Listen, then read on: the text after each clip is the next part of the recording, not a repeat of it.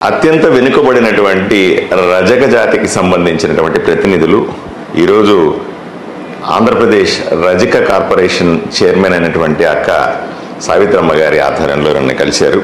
గోవిందప్ప గారు, సతీష్ గారు ఇద్దరు కూడా సభ్యులుగా ఈరోజు రిప్రజెంట్ చేస్తూ ఉన్నారు. రాష్ట్రంలోనే అత్యధిక జనాభా ఉన్నటువంటి అత్యంత వెనుకబడినటువంటి ఆర్థికంగా సామాజికంగా పూర్తిగా నష్టపోయినటువంటి జాతి రజక జాతి. ఎన్నో సంవత్సరాలుగా దశాబ్దాలుగా, నేను చెప్పాలంటే దశాబ్దాలుగా వాళ్ళు జీవనం కోసం పోరాటం చేస్తూ ఉన్నారు. మనకందరికీ తెలుసు రజక వృత్తి ఎంత ఉన్నతమైనదైనప్పటికీ కూడా ఈ రోజున్న పోటీ ప్రపంచంలో ఈ వాషింగ్ మిషన్లు కానీ లేదా మోడర్నైజ్ అనే పరిస్థితుల్లో రజకులు తన చేతి వృత్తిని పోగొట్టుకుని ఈరోజు వలసలు పోయే పరిస్థితి స్పష్టంగా మనకు రాష్ట్రంలో కనిపిస్తూ ఉంది. చేతి వృత్తిని నమ్ముకుని ఉన్న వీళ్ళందరూ కూడా ఈరోజు చెల్లాచెదురైన పరిస్థితిని కనపడతా ఉంది.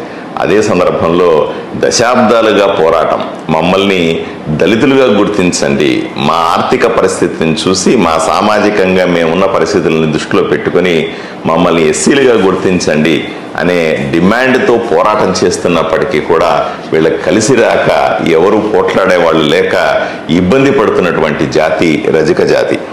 4వ అతిపెద్ద జనాభా రాష్ట్రంలోని బీసీలలో 4వ అతిపెద్ద జనాభా ఉన్నటువంటి సంఘం వీళ్ళది. అలాగే దీంట్లో మహిళలు అత్యధికంగా ఈ వృత్తి మీద ఆధారపడి ఉంటారు. వీళ్లకు సరైన సదుపాయాలు లేకుండా, ఇప్పుడు ఒకప్పుడైతే ఎక్కడో ఊరవతల పోయి చెరువుల్లోనో వంకల్లోనో ఎక్కడో బట్టలు తుక్కొని తీసుకుని వచ్చాడు. ఈరోజు అవన్నీ లేవు, వాగులు లేవు, వంకలు లేవు, దోబీ ఘాట్లు సరిగా నిర్మించలేవు. ఈ యొక్క సందర్భాన్ని నేను గుర్తు చేస్తాను. 2014లో ఏర్పడినటువంటి కూటమి ప్రభుత్వం, అప్పుడు కూడా భారతీయ జనతా పార్టీతో కలిసి ఉన్నటువంటి ప్రభుత్వం ఏర్పడిన తర్వాత మొదటి 3 సంవత్సరాల్లో 4 సంవత్సరాల్లో రాష్ట్ర వ్యాప్తంగా ఎన్నో దోబీ ఘాట్లు నిర్మించాం. అవే ఇప్పటికే ఉన్నాయి.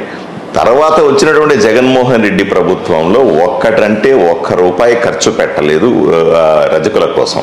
వాళ్ళకు దోబీ ఘాట్లు మరమ్మతులు చేయాల్సి వచ్చినా, డ్రైనేజీలు ఏర్పాటు చేసుకోవాల్సి వచ్చినా, వాళ్ళ కనీసం షెల్టర్లు వేయమని పలుసార్లు డిమాండ్ చేసినప్పటికి కూడా ఎవరు పట్టించుకోలేదు. వాటి మీద అలాగే ఉండిపోయింది. దీంతో వీళ్ళు ఎండల్లోనే ఉతుకుతా ఉన్నారు, జబ్బులు వస్తూ ఉన్నాయి. ఈ వీళ్ళు ఉతికేటువంటి వాటిల్లో కెమికల్స్ ఎక్కువగా ఉంటాయి, వాటి వల్ల జబ్బులు వస్తూ ఉన్నాయి. దాంతోపాటుగా వీళ్ళు చేసే పని వాళ్ళకు కూడా కొన్ని ఇబ్బందులు, ఆరోగ్యపరమైన సమస్యలు వస్తూ ఉన్నాయి. అందువల్ల వాళ్ళ పిల్లలు కూడా ఈరోజు ఎవరన్నా రజకులు ఉన్నారంటే, అయ్యా అమ్మ నాన్న బట్టలు ఉతికి జీవనం సాగించారు, మిమ్మల్ని చదివించారు, మీరు మళ్ళీ బట్టలు ఉతికే పని కానీ డ్రై క్లీనింగ్ పని కానీ ఏమైనా చేస్తారంటే మాకు వద్దు అని పోయి వేరే పని చేసుకునే పరిస్థితి ఉంది. అందువల్లనే మేము స్పష్టంగా ఈరోజు రాష్ట్ర వ్యాప్తంగా డిమాండ్ చేస్తా ఉన్నాం. మరీ ముఖ్యంగా ఆదోనిలో స్పెసిఫిక్గా తీసుకొని కొంత పని చేయాలని మేము అనుకుంటా ఉన్నాం. మొట్టమొదటిది రజకులకు మోడర్న్ దోబీ ఘాట్లు, లాండ్రీలను ఏర్పాటు చేయడం. ఆదోనిలో కూడా మాకు 4 ఎకరాలకు పైన స్థలం ఉంది. ఇక్కడ ఈ 4 ఎకరాల స్థలం పాడుపడిపోయిన స్థలంలో ఎవడు పడితే వాడు వచ్చి అసాంఘిక కార్యక్రమాలని చేస్తాడు. తాగేవాడు తాగుతున్నాడు, కూర్చొని టైంపాస్ చేసేవాడు, టైంపాస్ చేస్తా ఉన్నాడు. అదేదో పబ్లిక్ ప్లేస్లో ఇది రజకుల కోసమే కేటాయించినటువంటి భూమి. దీన్ని మనము నీట్గా చేసి దానికి కాంపౌండ్ వాళ్ళు కట్టుకోవాలి. దానికి ప్రహరీ గోడ కట్టుకుంటే బయట వాళ్ళు రాకుండా వాళ్ళు మాత్రం ఉపయోగించుకునే పరిస్థితి ఉంటే దొంగతనాలు కాకుండా కాపాడుకునే అవకాశం వస్తుంది. అలాగే వీళ్ళకి లాండ్రీలు ఏర్పాటు చేయాలి. ఎవరైతే యువకులు చదువుకున్న వాళ్ళు ఉంటారో మోడర్నైజ్డ్ దోబీలు లేరు కాబట్టి ఇప్పుడు అక్కడ ఏర్పాటు చేయాలి. ఇంకోటి ఏంటి, మహిళలు ఈ వృత్తిలో ఎక్కువగా ఉంటారు. ఇళ్లకెళ్ళి అక్కడ దోబిఘాట్ సరిగా లేకపోవడం, ఇళ్లకెళ్ళి అఘాయిత్యాల పాల్పడుతూ ఉన్నారు. ఇది చాలా పెద్ద సామాజిక సమస్య. ప్రతి ఇంటి ఒక మహిళ పోయి ఇంకోరి ఇంట్లో పోయి బట్టలు తూగుతూ ఉంటే జరిగే పరిణామాలు మనం అందరూ కూడా ఊహించుకోవాలి. మన ఆడవాళ్ళని మనం కాపాడుకోవాలి. దీని గురించి కూడా మనం సీరియస్గా పట్టించుకునే పరిస్థితి కూడా ఉంది.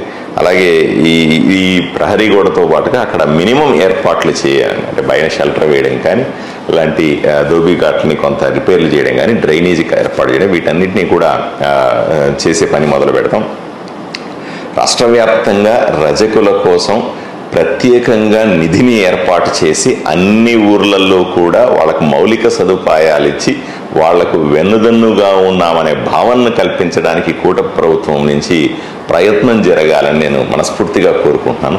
ఈ విషయాన్ని నేను తప్పనిసరిగా ముఖ్యమంత్రి గారికి ఉత్తరం రాస్తాను, మంత్రి గారిని కలిసి స్పష్టంగా చెప్తాను. అలాగే పార్లమెంట్లో కూడా వీలైతే మాకు కూడా భారతీయ జనతా పార్టీకి లేదా కూటమి పార్టీలకు కూడా ఎంపీలు ఉన్నారు. మా ఎంపీలను అడిగి పార్లమెంట్లో కూడా ఈ అంశాలను లేవనెత్తి రజకులకు జరుగుతున్నటువంటి అన్యాయాలని, వాళ్ళ స్థితిగతులను బాగు చేయడానికి ఏం చేయొచ్చు అన్న విషయాన్ని పార్లమెంట్లో కూడా మాట్లాడమని మేము రిక్వెస్ట్ చేస్తాం.